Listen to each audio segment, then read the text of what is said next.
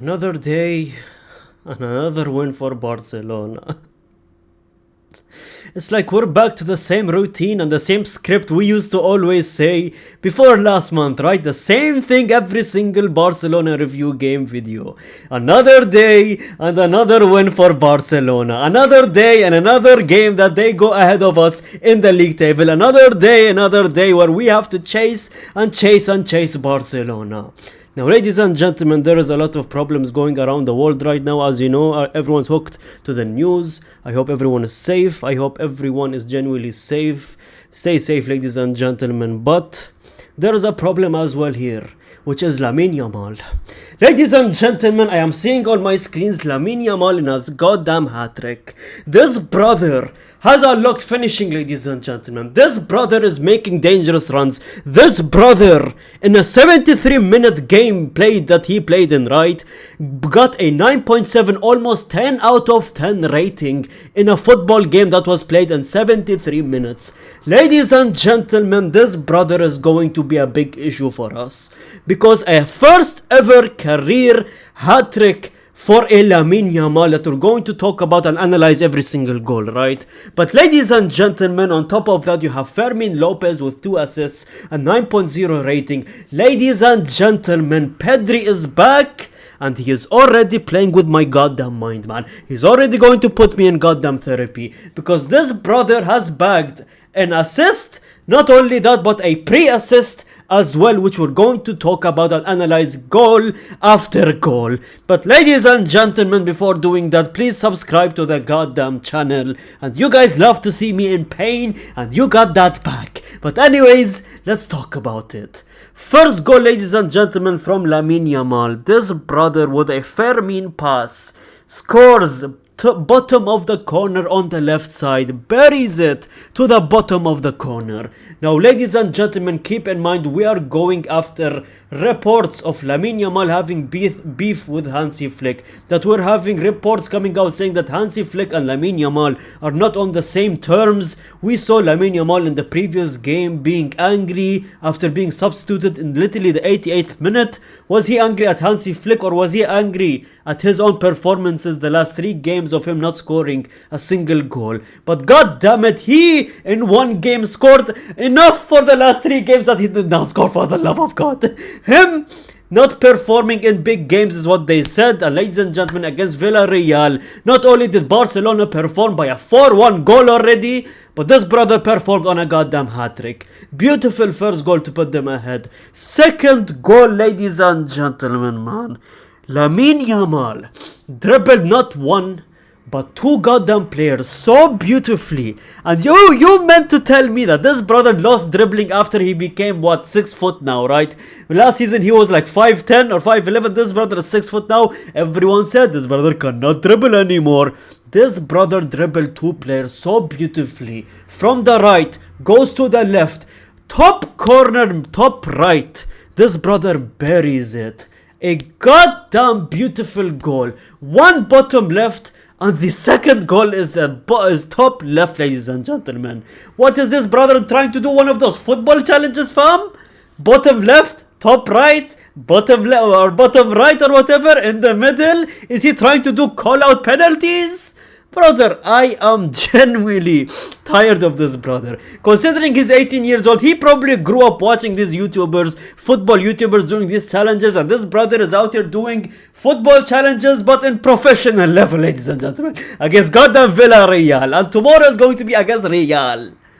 But ladies and gentlemen, beautiful second goal. The second goal was even more beautiful than the first goal. Villareal, obviously, they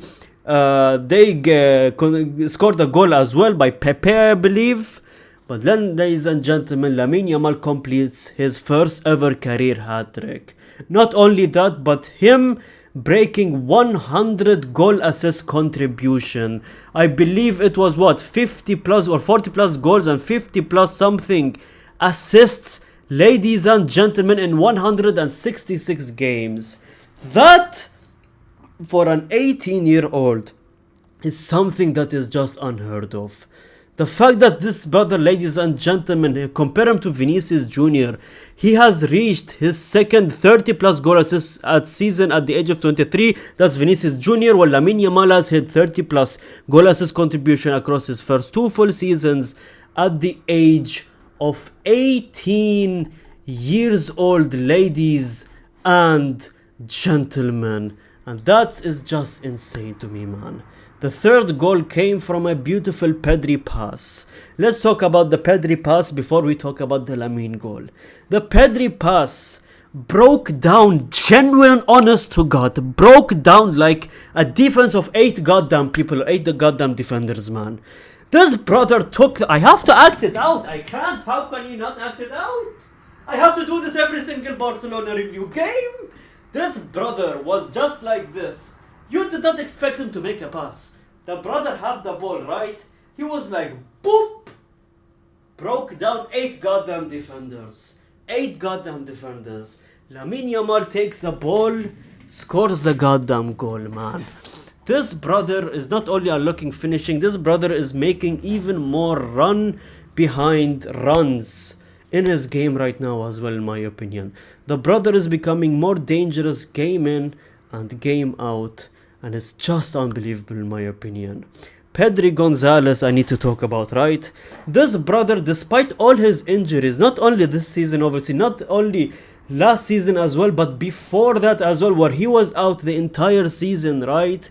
He broke every single bone there is. This brother had the worst injuries in football you could imagine. Him, everyone calling him that him, despite how good he is, being injured game in and game out, season in and season out for Barcelona, him being injury prone is one of the biggest curses and downsides of Pedri Gonzalez, and the only downside in my opinion. But ladies and gentlemen, it's like every time he comes back from an injury, it's like he never had an injury. That's the thing with Pedri Gonzalez. Pedri is so good where he can go and not play an entire season, comes back and act like nothing has happened. That is the greatness of Pedri goddamn Gonzalez. Ladies and gentlemen, he is undoubtedly the best midfielder in the world right now, in my opinion. Vitinha, I do not, no. I do not say Bellingham. I do not say any other goddamn midfield, even Bruno Fernandes as a part Man United fan. This brother just beats him in a different way, in my opinion. Comes back from injury and does that. Especially for the 4th goal that was scored by Lewandowski. Again, the 50-year-old TikTok dancer scores yet again, and it's pissing me off because you're hearing rumors of Osimhen coming to Barcelona. You're hearing rumors of a goddamn Haaland and Harry Kane and Alvarez, and this brother, every time he hears those rumors, turns into prime goddamn Lewandowski, man. After calling him washed, he is out there scoring yet again. I know it's a tap-in, but still. Pedri Gonzalez was the reason of that goal.